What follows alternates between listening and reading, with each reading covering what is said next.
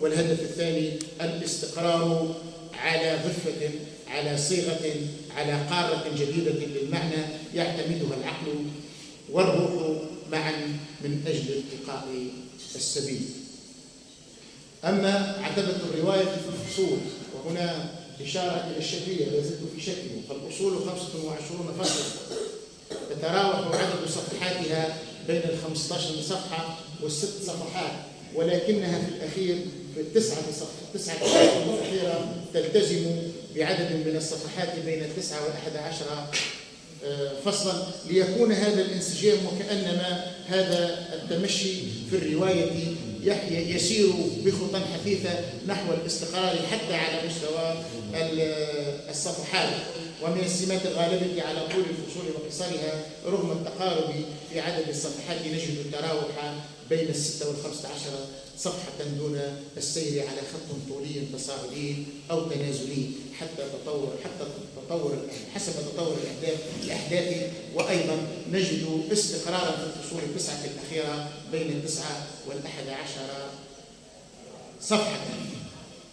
محامل الفصول أيضا غير متتابعة الأحداث، أي أن الأحداث حسب الفصول 25 ليست متتالية حسب كرونولوجية الأحداث، ولكن تسير مرة بحدث ما تصفه تجمله تفتح عليه نافذة ثم تنطلق في الفصل الموالي لتأتي بقصة أخرى أو بموقف آخر أو بحدث آخر، ثم أنت تتابع هذه الكرات المتعددة التي تسير حولك، تحرص على أن لا تسبقك كرة منها، ولكنك في النهاية تجتمع في مكان واحد معها جميعا لتدرك أن الشخصية وأن الأحداث عموما إنما هي بناء للقصة وللرواية، وتتبع شخصية تونس كيف تتشكل مع هذه الأشخاص المحيطة بها. أيضا هناك أدوات السرد في الرواية. بداية يمكن الإشارة ولو سريعة إلى الظرف الزماني والمكاني للأحداث. الرواية في تونس العاصمة، ولا أظنها بعيدة عن سيدي بوسعيد، لأن إحدى الشخصيات كانت تذهب إلى هناك مشيا على الأقدام، وهي أيضا لابد أن تكون قريبة من المطار، فهي في تونس الشمالية وفي ضواحي تونس الشمالية. أيضا زمانها هو زمن الكورونا وشتاء واقتراب عيد الأضحى، وهذا زمانها، إذن فهي ليست في البعيدة كثيرا لا في المكان ولا في الزمان.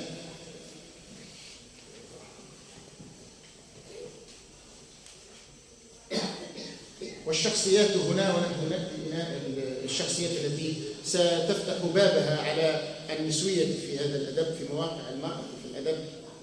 بغض النظر عن أهمية الشخصيات في الرواية، قمنا بإحصاء الشخصيات الواردة فيها حسب ورودها من خلال السرد الروائي، فوجدنا أنها تنقسم إلى 3 أقسام، منها الإنسان والحيوان والغيبي. أما الحيوان فهي حالة واحدة تتمثل في الأفعى السوداء صفحة 78 التي رأتها كاترين، وهي زوجة سمير ابن تونس المهاجر العائد إلى الوطن من أجل الاستقرار، في غرفة كالزنزانة رأت في حلم في كابوس، وأنها في غرفة كالزنزانة لمست شيئا وجدته لزجا طريا لزجا، فإذا بها عندما فتحت عينيها وجدت أن الذي تلمسه إنما هي أفعى سوداء تحرص على لدغها، فاستطاعت أن تسيطر عليها وتنفسها بأحلامها، وهي من بشائر الخير لدى في هذه المرحلة. أما الغيبي فهو الشيطان، وكلنا لنا عشرة معه نعرفه، يسيرنا أحيانا يقاتلنا أحيانا ويدفع بنا إلى مهاوي عديدة. ذلك دوره إن كان أحدكم قد جربها، فهو دائما يدفع بك إلى اليأس، إلى الفكر السيء، إلى الأهداف الفاسدة، وإلى اليأس من الآخرين وتصعيد المشاكل بين أصحاب الرواية. هذا الشيطان. أما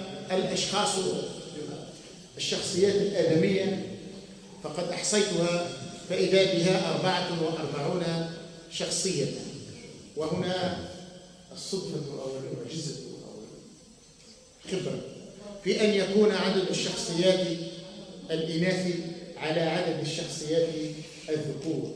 فهذه 44 شخصية تنقسم بالضبط إلى 22 إناثا وذكورا. أيضا سنجد أن هذه الشخصيات كلها كانت بالصفات: زوجة الأب، زوجة كذا، المرأة التي سرق لسانها، ولكن الأسماء هي أيضا 6 أسماء لدى الإناث ولدى الذكور، هذا التساوي. وأيضا الأسماء الشخصيات التي وردت بصفاتها هي 20 شخصية على الناحيتين، ناحية الإناث وناحية الذكور. فالشخصيات الرئيسية هنا على نوعية الشخصية بين الأساسية والرئيسية في الرواية يتداول الأحداث شخصيات رئيسية وأخرى ثانوية وأخرى الشخصيات النائمة أو الثانية. فالشخصية الرئيسية في الرواية هي تونس، نعم هي تونس، ولكنها ليست مالكة لكل أحداث الرواية. فنجد في ذكر الرواية، في السرد في الرواية نجد مثلا شخصية كنجاة أو شخصية ككاترين أو شخصية كسمير أكثر ذكرا واحتلالا للمساحة في الرواية، ولكن كل هؤلاء تربطهم أوشاج مع الشخصية الرئيسية، المحور الذي يتحرك حوله دوران الرواية كاملة. فالشخصيات الثانوية أيضا هي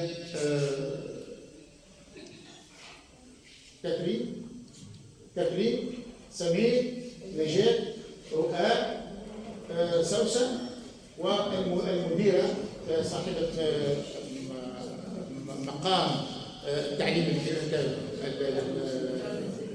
دار المسلمين. أما الرجال ونحن في ذكر وضعيات النساء في الرواية، فكان الرجال دائما هم فعلا ليسوا على الرف ولكنهم بعد.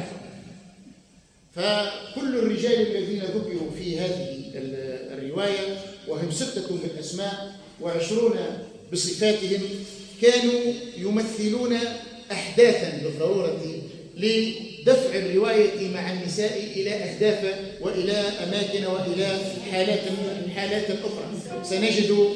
سنجد أن زوجة تونس، هذا الذي توفي عنها وهي بعد ما تزال شابة وأكبر أبنائها في الابتدائي، لا يذكر بالاسم ولا يعرف إلا من خلال أنه مات موتة كالشهيد في سبيل الوطن وفي سبيل المصلحة العامة. ما هذه المصلحة العامة وكيف كان شهيدا؟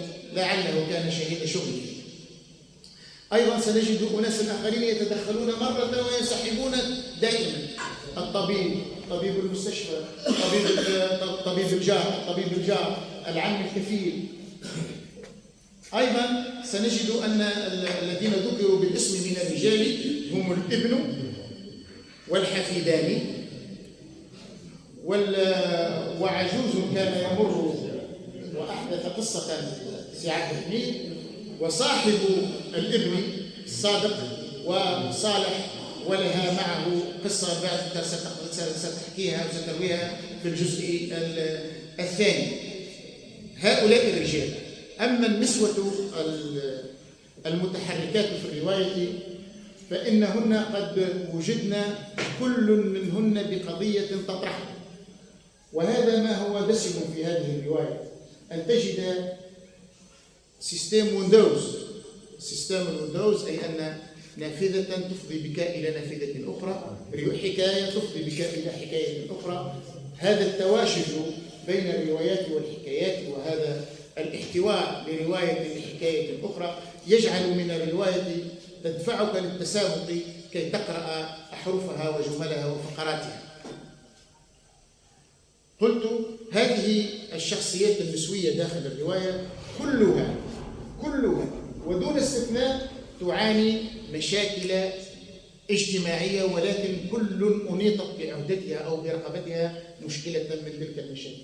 منها من كانت مشكلتها في أقصى الأشياء أنها وقعت في الاكتئاب، الاكتئاب، وهي وعبرت عنها الأديبة بأنها المرأة العجوز التي سرق لسانها وهي مكتئبة، وهذه قد تعرضت إلى حالة من الاغتصاب من بعض المنحرفين السراق الذين أرادوا أن يأخذوا متاعها، ولكن لما لم يجدوا في بيتها شيئا وجدوا شيئا، ألا وكانت هي هذا الشيء حتى أغمي عليها وذهبت الدراجة الاكتئاب.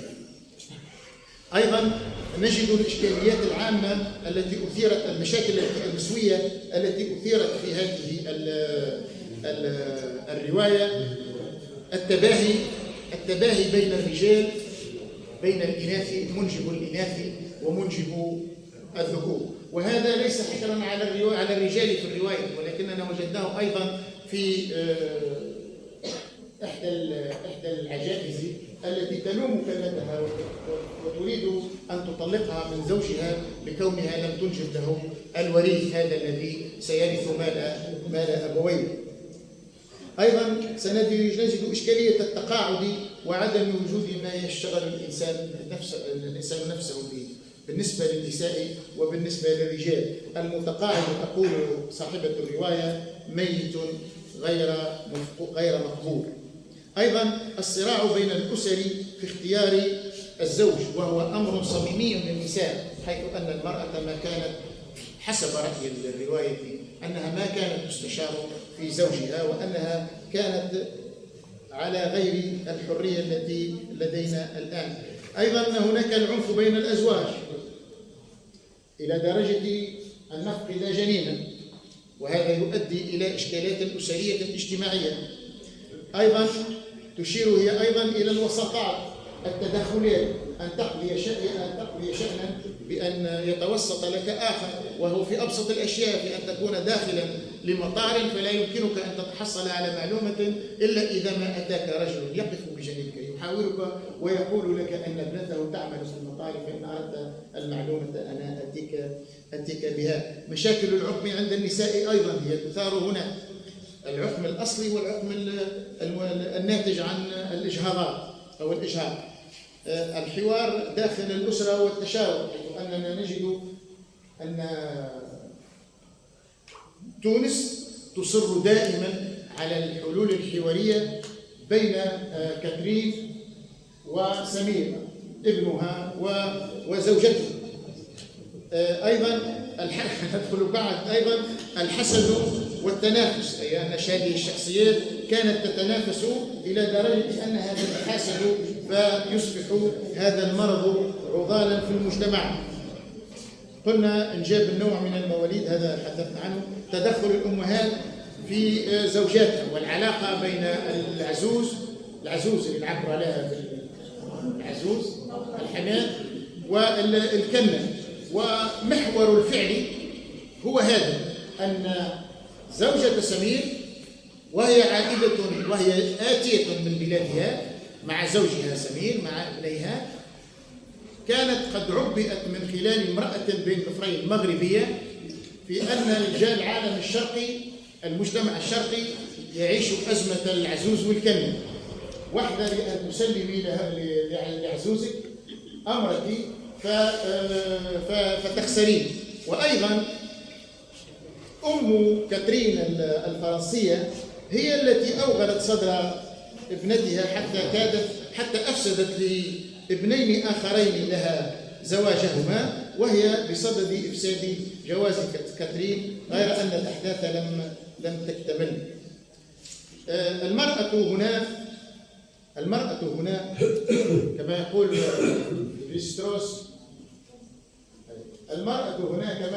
فيستروس هي حمالة هم المجتمع، وهي التي تجمع كل أطرافه، وهي تراثه، وهي ذاكرته، وهي من يبني مستقبله. ونحن أيضا نقول في مجتمعنا الشعبي: خوذ ناق تمسي جبلا في حل الرجال. نعاود: خوذ يعني عرس، خوذ ناق تمسي تجيب لك في حل الرجال. خوذ ناق تمسي تجيب لك في حل الرجال. المرأة أم الفحل، والمرأة أيضا جماع للذاكرة والمرأة أيضا إحدى طالبات الحرية والاستقلالية في هذا المنجز. أشير إلى نقطة منهجية وأنهي أن هذه الرواية من خلال ما رأيته فيها وقارنتها بروايات أخرى نسوية، أجد أن هذه الرواية مصطبغة اصطباغا كليا بالأخلاق والدفع نحو الأخلاق والبحث نحو الأسر المستقلة. وأيضا أجد مجموعة من العبارات في هذه الرواية لا أجدها في روايات أخرى إطلاقا، كأن تتحدث صاحبة الرواية عن هذه الأم التي تستيقظ وتنزل من فراشها وتتجه إلى الحمام لتتوضأ وتصلي. هذه الجملة لا نجدها في أغلب الروايات التي تدور الآن في عالمنا العربي. أنا أدعوكم أيضا إلى أن تقرأوا هذا الجزء الأول الذي عشت معه سنة حتى صار من الحوليات عندي، وهو قادر أن يمكننا في إطار الرواية والسرد أن يعلمنا بعض الأساليب في الرواية وفي الكتابة وفي التوسع في التوصيف والوصف. أنا أشكركم شكرا جزيلا على المتابعة.